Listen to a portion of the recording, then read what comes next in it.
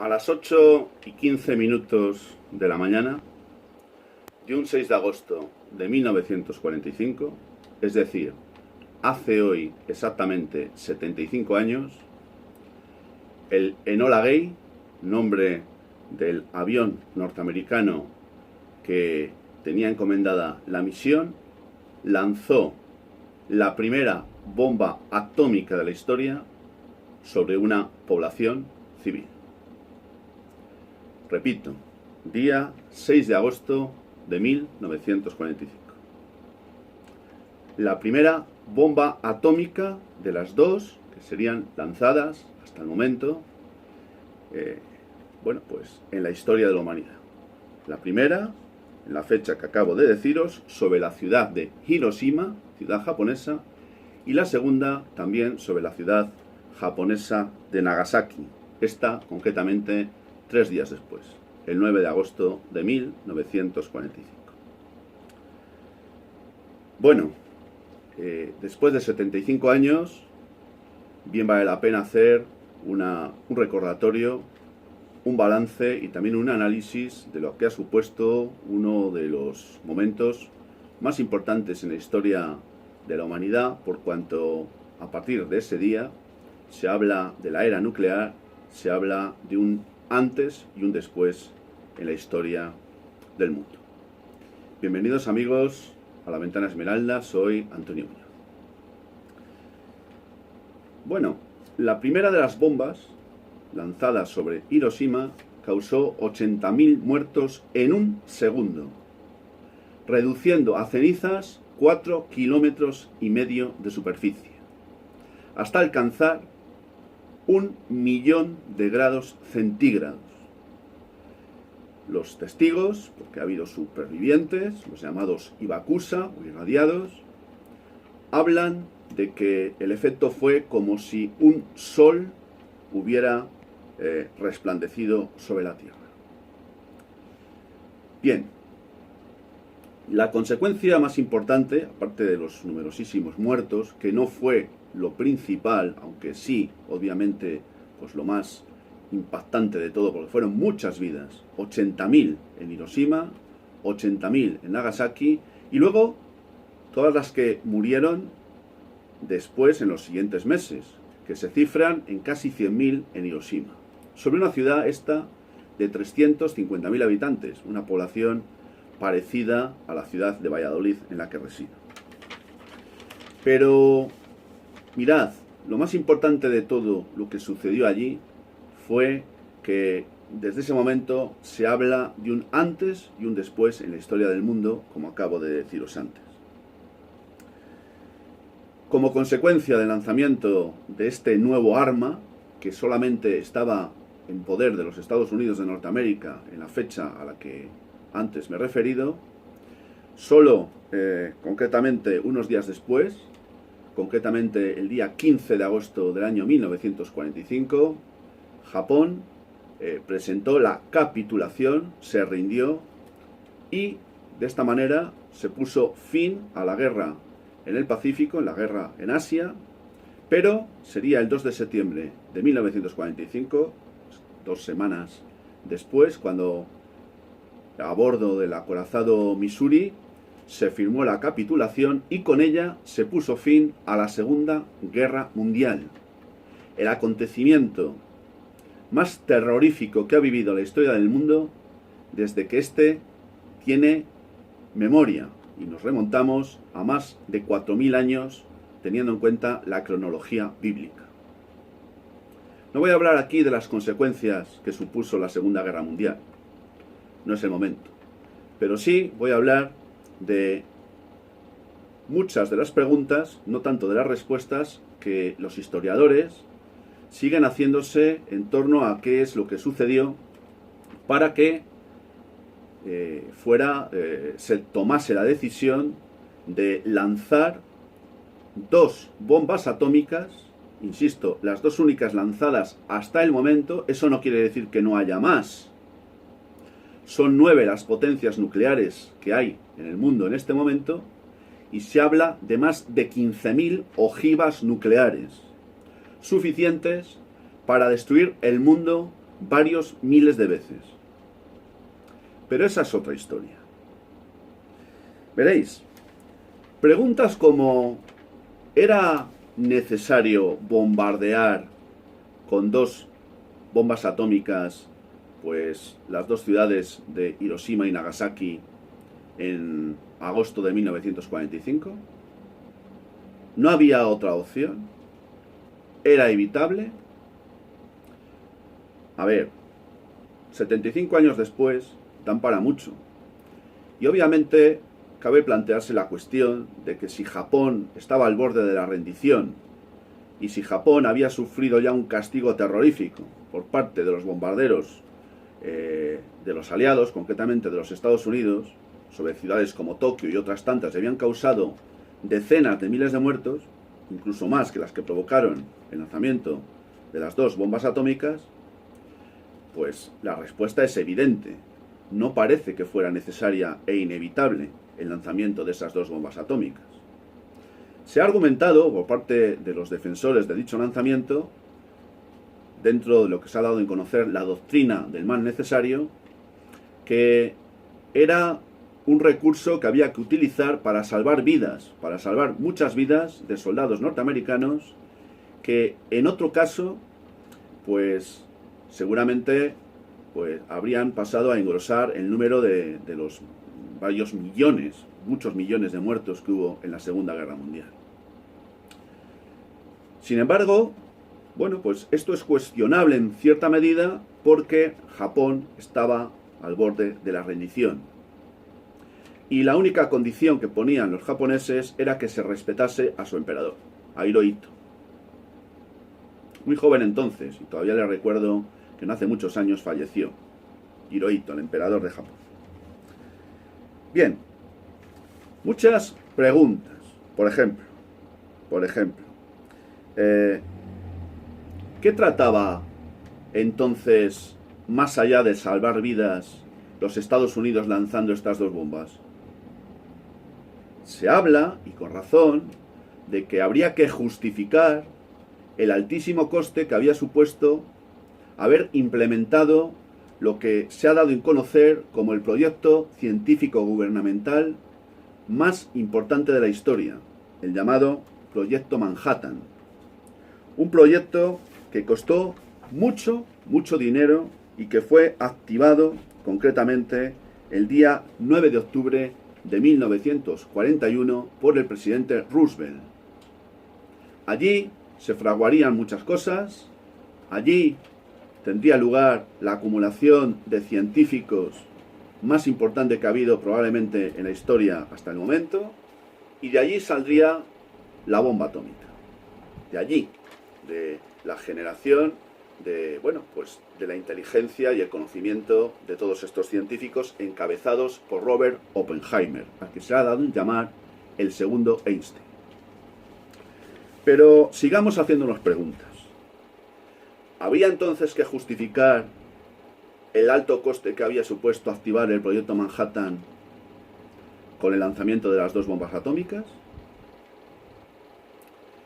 ¿O había que demostrar al mundo que los Estados Unidos estaban en posesión de un arma nueva capaz de disuadir cualquier movimiento belicista que pudiera haber en lo sucesivo por la fuerza terrible, terrorífica de esta bomba atómica?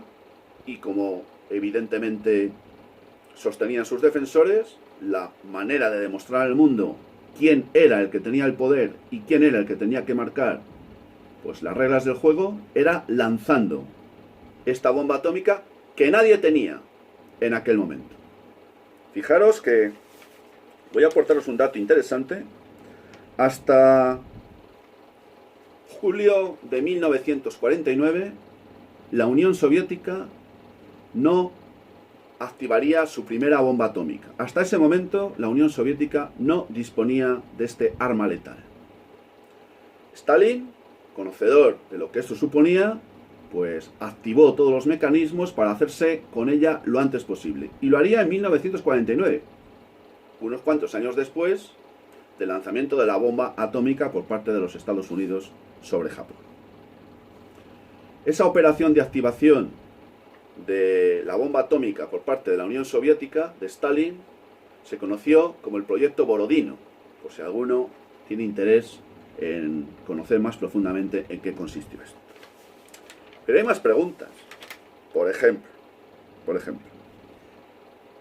¿se habrían atrevido los Estados Unidos o Alemania, porque fue Alemania en 1938, los científicos alemanes, quienes activaron o dieron a conocer lo que se conoce como la fisión nuclear, base de la bomba atómica? Pregunto, ¿unos u otros se hubieran atrevido a lanzar la bomba atómica sobre Europa? Esa es otra pregunta que a día de hoy se siguen haciendo los historiadores. Bien, ¿ha servido la bomba atómica para disuadir de otros conflictos bélicos de alcance internacional? Parece evidente que sí. Porque no ha vuelto a lanzarse ninguna bomba atómica, gracias a Dios. Y parece que no creo que a nadie se le ocurra, porque es que eso sería el principio del fin de este planeta, o lo que queda de él al paso que vamos.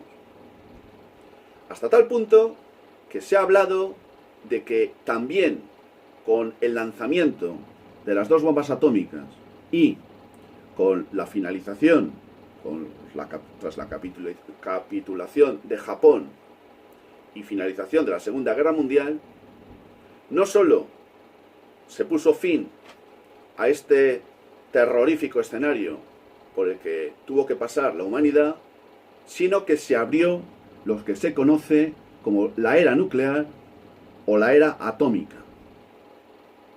A partir de ese momento, los científicos trataron de desviar el uso militar de la bomba atómica y utilizar o activar o implementar un negocio, esto obviamente en manos de empresas y también de los estados, ¿por qué no decirlo?, sobre lo que es la energía nuclear con fines civiles. Claro que eso de los fines civiles a mí me hace mucha gracia, pero bueno, con fines civiles.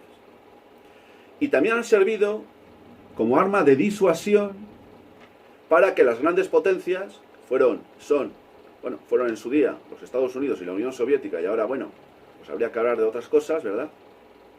Sirvieron también como disuasión y supusieron el inicio de lo que se ha conocido como la Guerra Fría. Hemos escuchado hablar, seguramente, de los tratados de no proliferación de armas estratégicas, los famosos tratados SALT, y obviamente, pues esa Guerra Fría se sostuvo sobre ese elemento disuasorio que fue el que las dos superpotencias dispusieran del arma más letal conocida hasta ese entonces. Porque, atención, la bomba atómica no es la más letal de todas las armas existentes, ni la mayor de capacidad destructiva. Hay otras peores. ¿Habéis oído hablar alguna vez de la llamada bomba H, la bomba de hidrógeno? Pues la bomba de hidrógeno existe y es 700 veces más poderosa que la bomba atómica. Concretamente, el 11 de enero del año 1952, sobre la isla Ivy del Océano Pacífico, los Estados Unidos hicieron la primera prueba del lanzamiento de una bomba de hidrógeno. Pero a esto hay que sumarle las más de 1000 explosiones nucleares que han tenido lugar a partir de la Segunda Guerra Mundial en atolones, islas perdidas por ahí, en lugares recónditos, etc, etc, etc. Pero se siguen probando los llamados artefactos. El artefacto es una expresión con la que fue conocida por los científicos del Proyecto Manhattan, nada más y nada menos que la bomba atómica. Bien. La primera bomba atómica lanzada sobre Hiroshima, pues fue una bomba de uranio. Y la lanzada 3 días después sobre Nagasaki fue una bomba de plutonio. Yo no voy a entrar aquí porque no lo sé cuál es la diferencia entre uno y otro. Eso habrá que dejárselo a los científicos y a los físicos. No es ni mi cometido y creo que tampoco sea de interés para la generalidad de los que estáis escuchando este vídeo. Sí quisiera decir, porque creo que es importante, que el lanzamiento de la bomba atómica, de las dos bombas atómicas, se hicieron sobre poblaciones civiles. Han sido las dos únicas bombas atómicas lanzadas hasta el momento sobre ninguna población, o sea, sobre algún tipo de ciudad. Pero estoy hablando de las bombas atómicas, porque si hablamos de bombardeos sobre la población civil, no fueron las primeras bombas que se lanzaron sobre la humanidad indefensa. Tengo aquí algunos datos que quiero compartir con vosotros y que os animo a que verifiquéis. Por ejemplo, es muy conocido el famoso bombardeo sobre Guernica, día 26 de abril de 1937, por la Legión Cóndor, los nazis. Para muchos es considerado como el primer bombardeo sobre población civil, pero no es cierto. Sobre Durango, otra ciudad vizcaína, el día 31 de marzo de ese mismo año 1937, tuvo lugar otro terrorífico bombardeo sobre población civil. Sin embargo, no se ha hablado tanto de ello, pues ni ha trascendido de la misma manera que el bombardeo de Guernica. Probablemente a eso se lo tengamos que deber a Pablo Picasso con el famoso, lo que supuso el famoso cuadro sobre el bombardeo de esta ciudad. Pero no nos equivoquemos, no fueron tampoco los primeros bombardeos sobre población civil. Los primeros bombardeos sobre población civil, de los que yo al menos he conseguido información, tuvieron lugar sobre la capital de España, sobre Madrid, en el verano de 1936. Sí, las tropas franquistas, la aviación franquista, bombardeó la capital de España en 1936, en el verano, y obviamente no fueron los únicos. También las tropas republicanas bombardearon localidades españolas que estaban bajo el poder de los sublevados. Y bueno, esto ha sido una carnicería constante. Y aquí el que ha pagado los platos rotos siempre de toda esta historia ha sido la población civil, ha sido la gente de a pie, ha sido la gente sencilla, ha sido el pueblo en definitiva. El que siempre paga los platos rotos de toda esta historia.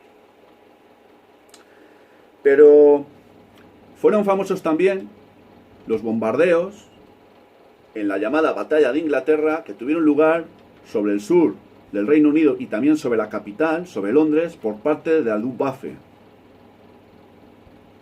Terribles fueron aquellos.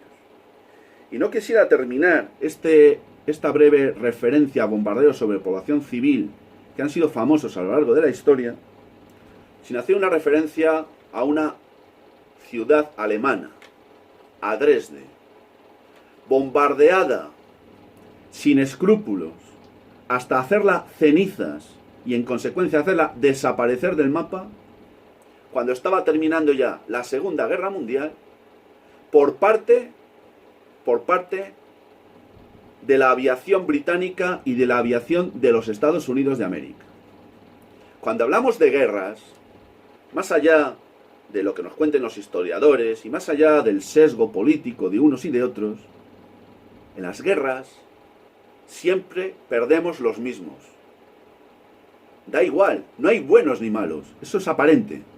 Puede haberlo desde una perspectiva política, ideológica, bueno, sería debatible, pero hasta el punto de hacer desaparecer ciudades enteras, aniquilar poblaciones civiles, porque están ubicadas en una zona geográfica determinada, porque sus dirigentes son unos paletos siderales, porque están dirigidos por psicópatas y sociópatas, a los que no les importa nada, incluido el exterminio o la aniquilación de sus propios súbditos, nunca mejor dicho. Pues históricamente esto ha sido así. Concluyo, amigos. Concluyo. Hoy es un día para recordar. Un día triste, obviamente. Yo creo que no se puede, yo no he querido pasar por encima y de una manera desapercibida sobre un acontecimiento histórico tan importante como fue el lanzamiento de la primera bomba atómica de la historia sobre Hiroshima, aquel día 6 de agosto de 1945. Hoy, 75 años después, creo que como mínimo merece todo esto un recuerdo y sobre todo merece una reflexión.